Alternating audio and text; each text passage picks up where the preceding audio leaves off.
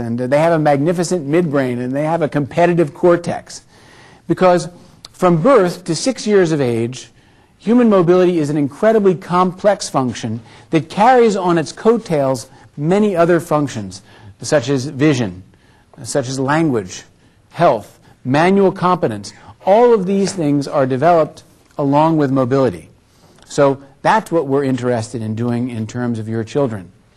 Now, there are basic components of mobility, and those components, which we're going to be teaching you about today, are respiration, that's essential for mobility, balance, that's essential for mobility, and coordination as well.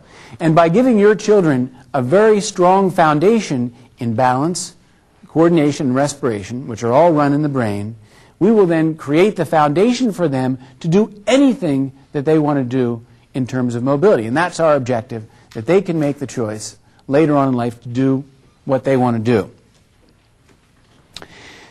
If we consider a tiny baby simply wiggling her finger and her toes, that's an incredibly complex function. The brain is sending out thousands upon thousands of orders to the far reaches of the fingers and the toes.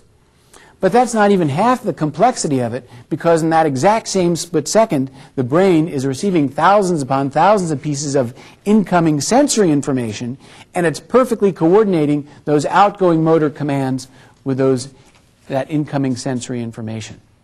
So it's that complexity that helps us in terms of developing those other areas of the brain, and vision, language, manual competence as well.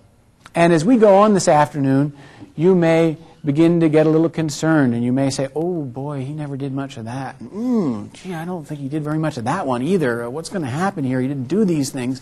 And you may start to wring your hands and get worried something dreadful is going to happen. He never did these things. He's going to turn out to be an axe murderer. Something dreadful will happen. And to you moms, we'd like to say relax. We are going to give you a program, as we have been doing for mothers for more than 40 years. If for any reason you think your older child may not have had enough opportunity to do some very important and basic activities when they were tiny babies, we're going to give you a program, we're going to have you write it down, and then you can go home and do that if you want. By the way, if that's all that you take away from you at the end of this week, it can be worth the entire cost of the week. Children who came to us at 5, 6 years of age, the international school, and even older, they are mothers, in many cases said, yes, he didn't have enough, or she didn't have enough time to do that when she was little. They went back and did these programs. It's also important that you realize that in terms of the brain itself, we are in a completely different ballpark today than we have been previously this week. Because up until today, we were teaching you how you could develop your children's intelligence. And we taught you that the key to developing intelligence is growing the visual and the auditory pathways, which are sensory pathways going into the brain. And we gave you the key to developing any sensory pathway, and the key to developing any sensory pathway is to stimulate it, to stimulate it, to stimulate it with frequency, intensity, and duration. That's intelligence. But today, we're talking about mobility. And mobility is a motor function. It is a one-way street going out of the brain, and it's impossible to put any ingoing sensory information across a motor pathway.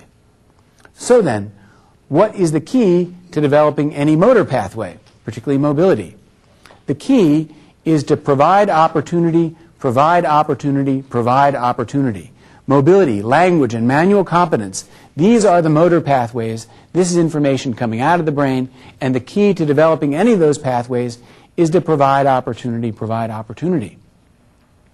We can make an equation then for physical excellence, and this is what the equation is. Physical excellence equals, yeah, you can write it down, it's good. Physical excellence equals maximum opportunity plus the ideal environment. Physical excellence equals maximum opportunity plus the ideal environment. And that is pretty much everything that the Black Jackets do here at the Institutes, both for our well babies and for our profoundly brain-injured children. First of all, we give them maximum opportunity. We give them as much opportunity as we can possibly give them per unit of time, whether it's a minute, whether it's an hour, whether it's a day. So per unit of